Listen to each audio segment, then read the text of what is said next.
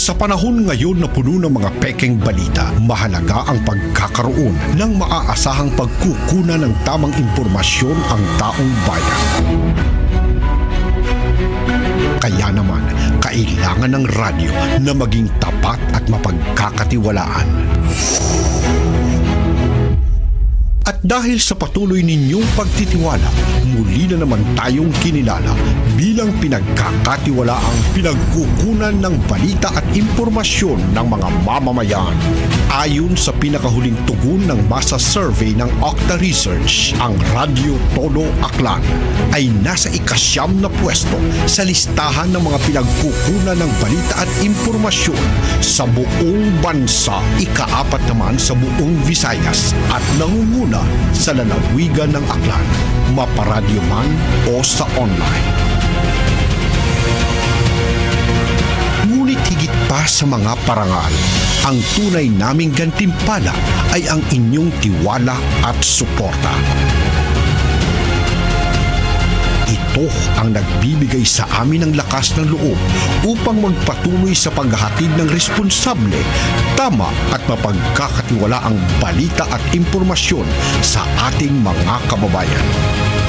Patuloy naming iaalay ang aming puso at isipan sa paglilingkod sa inyo, mga minamahal naming katodo. Muli, maraming salamat po. Radyo Todo, ang radyo na kaibigan mo. Nagbibigay serbisyo sa buong sambayanan. Ito ang Radyo Todo. The opinions expressed on the program by the hosts, guests, callers, listeners, or texters are solely the opinions of the original source expressed. They do not necessarily represent the opinions of Radyo Todo Aklan or our affiliates.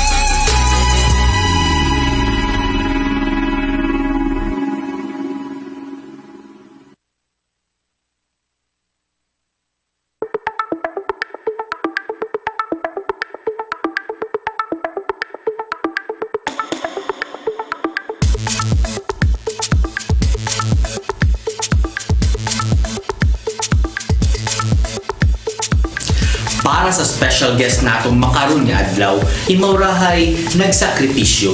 Inaywan roan ang successful career sa private sector para makapagserbisyo sa mga Aklanon. Dahil nakita na nga kinahanglan naton it fresh nga perspektibo pag-abot sa pagpanerbisyo. Tuyo na nga makaobra it sarili nga marka paagi sa pagbulig at pagpadayon sa mga umpisahan it anang ama. Mga Aklanon, mga kapanalo, rumaagam, mabuot, mabinunigon, agmatarong, masunod nga SB member para sa western side it probinsya it Aklan, one of the Fantastic Four, at syempre unga it atong pinalanggang Congressman Chodorico Nonong Haresco. Uwat iba kundi si SP Jose Haresco.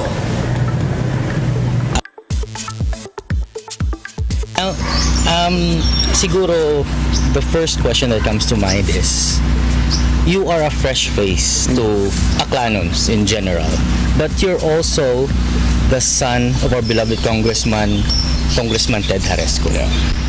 How do you think you could carve your own path in Aklanon politics and Aklanon public service, especially now that you're running for Sangguniang Panalawigan? I think the answer to that question comes from my background, my professional background. My father never forced me to do any political activity or to join politics. I'm doing so of my own volition. I am ready to participate in public service and to really give my all to the Aklanon. What I can contribute that's different is really a fresh perspective. I come from the private sector. I've worked in a bank. I've worked for fast-moving consumer goods. I can bring what I learned from those experiences here to the province. I can look at how can we approach things differently, how can we improve, how can we innovate what we do on a day-to-day basis. So from the ordinances, the policies, this general strategy of where we plan to take the province, I think I can put a fresh perspective on that and really contribute to the growth of the province and to the everyday Aklanon. But what matters to me is that umasenso ang tanan. We grow together and we have one of the most prolific, if not the best beach in the entire world. We should capitalize on that and trickle down the growth and the opportunities to the rest of the towns. So far, I haven't seen a general strategy that can really, help the other towns generate more revenue, generate more opportunities.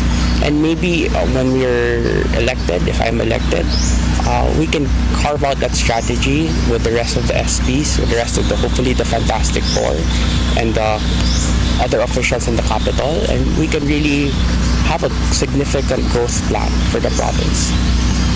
Yes, yun talagang kailangan a concrete plan. Yes. Because some plans are just hearsays or but what the Aklanons actually some Aklanons say that some plans are just facades or that are just superficial. They will only be felt sa capital towns or sa poblasyon.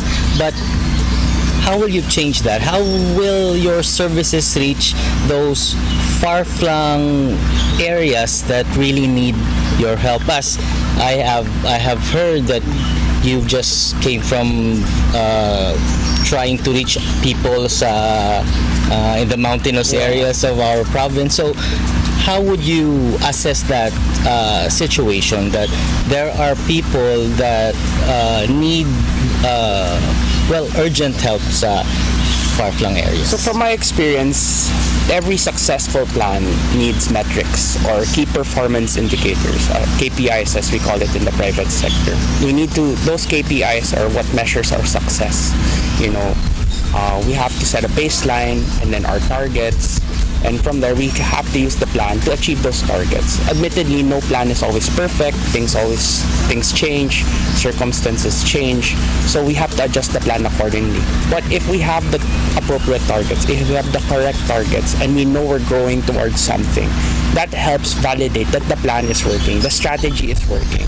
That also helps validate that our hearts are in it because we're really growing towards something, right?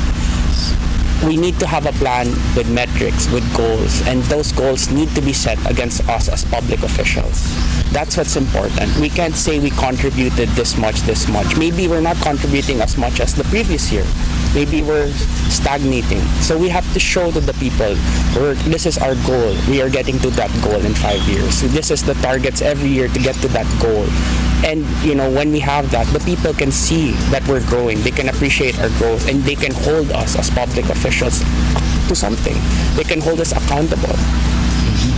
So yes, you've been talking about your plans for growth, serbisyo para sa tanan, pag-asenso para sa tanan. You were already successful in the private sector. What ultimately lit the fire for public service? Was it inspired by your father? Was it inspired by Aklanons? What ultimately made you decide?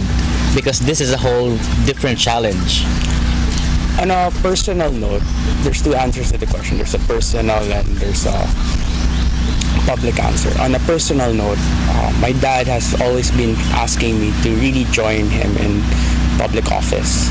He's trying to, it's a great way for us to spend time together as father and son and to work together towards something more than ourselves. So when he asked me to join him this 2024-2025 campaign period, I said, I would love to. I'd love to spend more time with you. I'd love to learn more from you. I've spent the last part of my professional career away from you. Now I think it's the time that I get to learn from one of the best and on how to grow as a person, how to grow as a professional. On the public answer as well, I observed that there are a lot of things that the province can improve on. For me, one of the most irritating things I see is the scheduled brownouts or the lack of access to steady state of electricity or steady supply of electricity. We don't also have facilities that are common. We don't have signal everywhere in the whole province. We have issues with transportation and logistics that may affect our growth as a province. I see those as areas that we can improve on to make the province an attractive place to invest, for more tourists to come, for more businesses to set up shop, and really grow the province. I think we can be as competitive as our Region 6 neighbors in Iloilo and Capiz. We can really make this a competitive economic hub for everyone to prosper. Ayon na dahon, pangalahan. Naghahanap ako ng tutor para mag-tutor sa akin. Pwede na ako naman. Ako po si Jose Naresco, ang anak ni Concret. At ang pangako ko sa pinatanan, tuloy na tuloy ang programa ng aking ama. Ang unang pangako ko, ang tukat, infrastruktura, zero balance hospital, scholarships, payong, unan. Pero sabi ko kay Vice, yung mga unan, after 3 years, wala na yung mukha ng tatay ko. Ako lang. Okay lang yan. Okay lang yan. Okay, kumain sa recording, baka mukha na lang ni Vice yung si Rilo sa likod ko. Para mas guwapo. Ang kailangan, galing ako po sa private sector. Nagtrabaho po ako sa fast-moving consumer goods sa Senado at sa bangko. Ang trabaho ko medyo mahirap kasi compliance ako, market operations, collections, at yung last role ko, yung risk management ng buong bangko. So, medyo mahirap. Marami ko kailangang kausapin. Yung mga boss ko, taga New York, taga India, taga China. Iba-ibang lahi. So, sanay ako mag-work sa mga multinationals, malaking hefe. At natuto ako ng mga bagong proseso, bagong techniques. So, may bago akong vision para sa Kapitolyo. Ang pangako ko sa lahat, nung nanalo ako, lahat natuto ko sa private sector, a-apply ko sa Kapitolyo. Kailangan talaga ng fresh perspective eh. Kasi pag yung mga traditional, yung mga work 30 years ago, does not work now. Diba? Kasi dati walang unan, ngayon may unan. So ano yung susunod after 30 years? Kama. Diba? Ano pangako ko sa'yo kung nag-3-term ako kung hanggang yung bigay ko?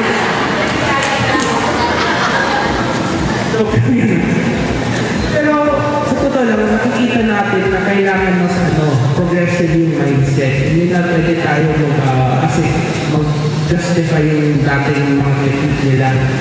Nakikita ko ninyo, di ba? Yung take-off, puro brown out. Ano pwede natin i-do doon? Yung mga nangyari sa Boracay, ano yung mga policy ordinance pwede natin ibuhay yung Boracay para mas maraming flexibility? Anong kailangan ng mga ordinance ng mga negosyo? Protected to feel like they can operate without any fear. Yan ang kailangan natin sa Kapitolyo. Yung mga bata na may experience, yung mga brave talaga. Kailangan tayo maglaban sa sistema ngayon. Kasi alam ko, we need to transform as a province. Ang pangarap ko talaga sa Aklan is we become really a province that rivals our Panay neighbors. Yung Iloilo, Antique, Capiz, walang Boracay, walang world-class beach. Pero bakit sila mas mataas sa ranking sa atin? Yan ang tanong ko. Kung Aklan hindi na pa tayo handa maging isang mas magandang Iloilo. Actually, after 10 years, dapat nandito na tayo sa Panay. Number 1 tayo sa Panay, di ba? Tama po ako? Very correct, di ba?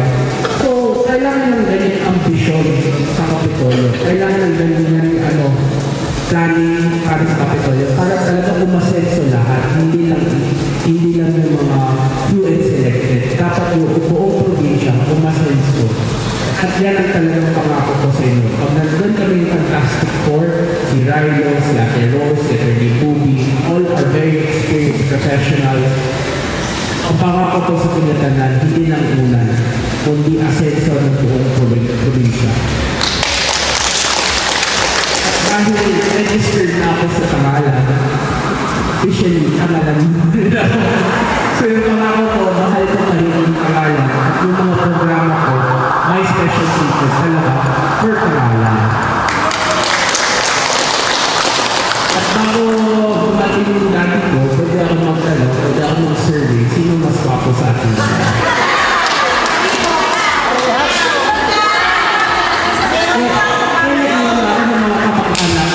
Tapos sasabihin ko sa akin, mas wapo ako.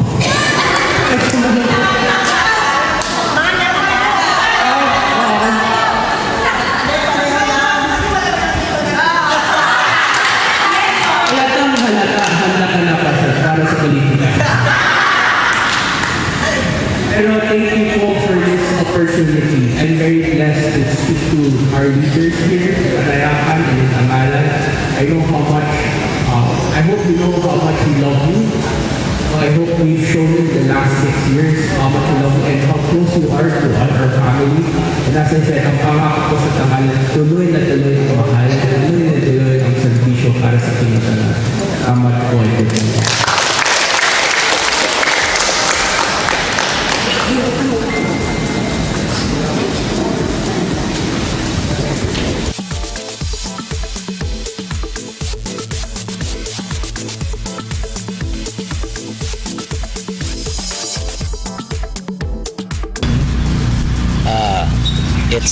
It's funny that you're bringing up the power interruption, since during this interview we're interrupting one.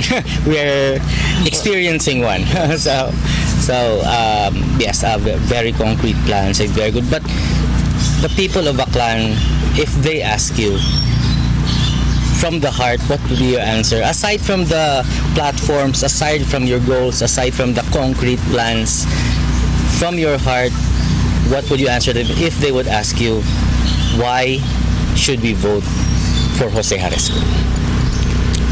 I come in not as someone who's in traditional politics. I come here really with a willingness to serve. I have significant experience in working for others. I'm sanay my boss. I'm sanay marami akong boss. And honestly, the way I treat this position is everyone here in Aklan will be my boss. Everyone is my stakeholder. Everyone's my shareholder. Everyone will benefit from the good that I will do in public office. That's how I approach this job.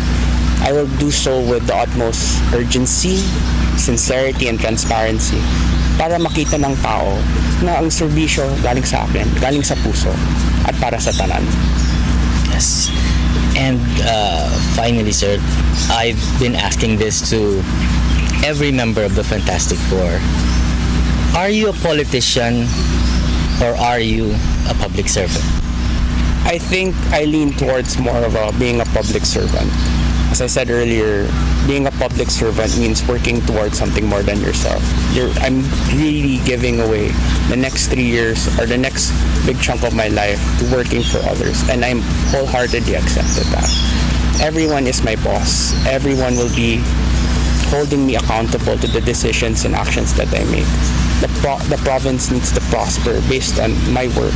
The province needs to grow. The people need to have more opportunities. The people need to have more livelihood. Net take-home pay. I want to put more programs for everyone to be happy, to everyone to be more lively. I want consistent electricity for everyone. There's so many things that I want to bring in, and I can do that only as a public servant.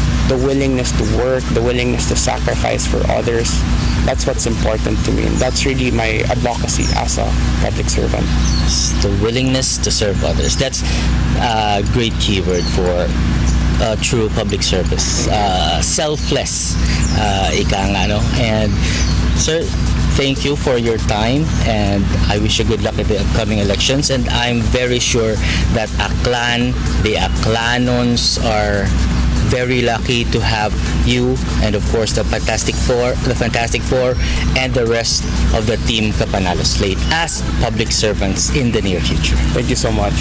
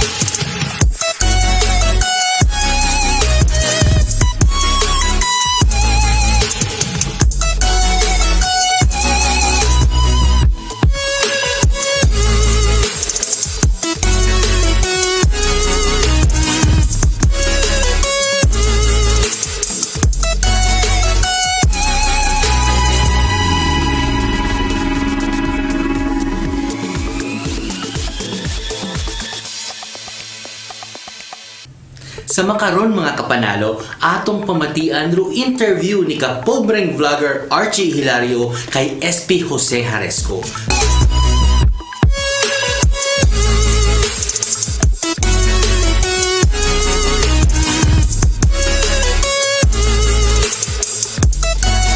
Interview nga naton masayran kung mauno ro pagpabaho ni Congressman Ted Haresco sa ana nga unga at kung paano hamold imaw bilang isang tawo nga may tagipusoon para sa public service. Musyon, pamatian naton. I think if you know my dad, he's a very tough parent. Tough in the sense that gusto niya i-train ka. That's why he told me very early on in my youth, paddle your own canoe, walk your own road. Actually, I think his proudest moment was when I got into a multinational company on my own. I saw genuine pride from him because he said, I've trained you, I've instilled values in you, you're a person, whatever happens to me, you can stand on your own 2 feet. That's the parent my dad is. Na parang, hindi niya ako bini-baby, hindi niya ako spoon feed, kundi tinuturuan ako paano magtrabaho. How to fish my own fish, how to farm my own food, how to walk my own path. Admittedly, as he said, may pressure talaga ang trabaho to. I feel the weight and the concern of every Aklanon. But how can I overcome that pressure if I've been babied my whole life? Pag malambot po ang kamay at puso ko, hindi pwede yan, di ba? Dapat matigas yung ulo. Hindi. Matigas yung kamay ko. Yung ulo ko, full of knowledge, full of skills. And yung puso ko has to be very warm. The only way I got that was because my dad said, go work. Do your own thing. That's your life. You are ultimately responsible for your own legacy. Habang buhay, ako ay magiging anak ni Kong Ted. Ang sabi niya, you need to be Jose Haresco. You should be the better version of me. So yan ang style ng tatay ko.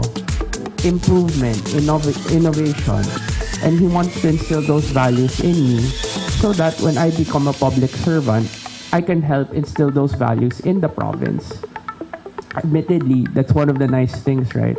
Since I work outside, this is my first time in public service. I'm bringing in a fresh perspective, new ideas, how to collaborate with multinationals, how to improve the quality and standards of what we do, modern techniques, modern projects, modern programs. That's why I always say, stay tuned. I want there to be a surprise when I start and hit the floor running. I want people to feel excited, not the same old and same traditional methods how we were running things. I want to bring new life to this province. I want to really instill the values that my father taught in me. And that's what motivates me. Yes, the role is very tough. There's a lot of pressure. If I fail, a lot of people are affected. But hindi ako takot. Kasi my dad trained me well eh. I'm confident in that eh. That's what my dad instilled in me, and that's what true love as a parent is. Na yung anak niya, kaya magsarili. Kaya magtulong ng sarili niya. Kaya umasenso ng sarili niya. If you have kids, isn't that the greatest joy? That your children, may honor sila, hindi mo pinapagalitan, nag-aaral lang sila, nagtatrabaho lang sila para sa pamilya. Tama po ako, di ba? And that's what I know. I'm very thankful for my dad. He didn't coddle me, he didn't baby me. He was a strict disciplinarian, and that's his form of love. Because he's scared that if something happens to him, I won't even be capable of standing on my own 2 feet. And now here I am, standing on my own 2 feet, ready to serve the province. I'm ready because of my father. I'm ready to overcome the pressure. Habatian naton kung mauno kapalangga ni Congressman Ted Haresco ro anak nga si Jose Haresco. Habatian naton kung mauno na naging pabaho it husto ro anak nga gipabaho nga bukod it spoiled. May humility agay pagpalangga para sa mga pumuhuyo kapin pa sa mga aklanon. Nga ni Moray mahambag naton nga hapabaho it mayad ag may salig sa Ginoo, salig sa sarili, ag pagpalangga para sa tanan. Habatian naton ro konkretong mga plano, mga solusyong siguradong epektibo ag pinag-isipan ni husto. Agam, abtik ag abilidad, pila lamang sa mga sangkapit ideal nga leader in probinsya. Raya nga ra ay una-untanan ag sobra pa kay SP Jose Haresco. Number 4 sa balota, iyakana, rutunay nga panalo.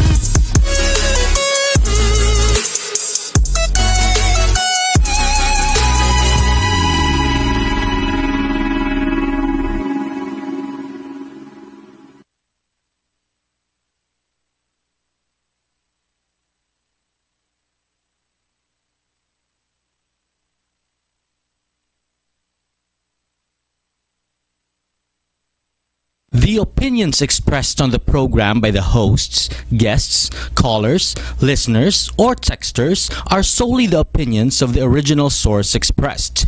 They do not necessarily represent the opinions of Radio Todo Aklan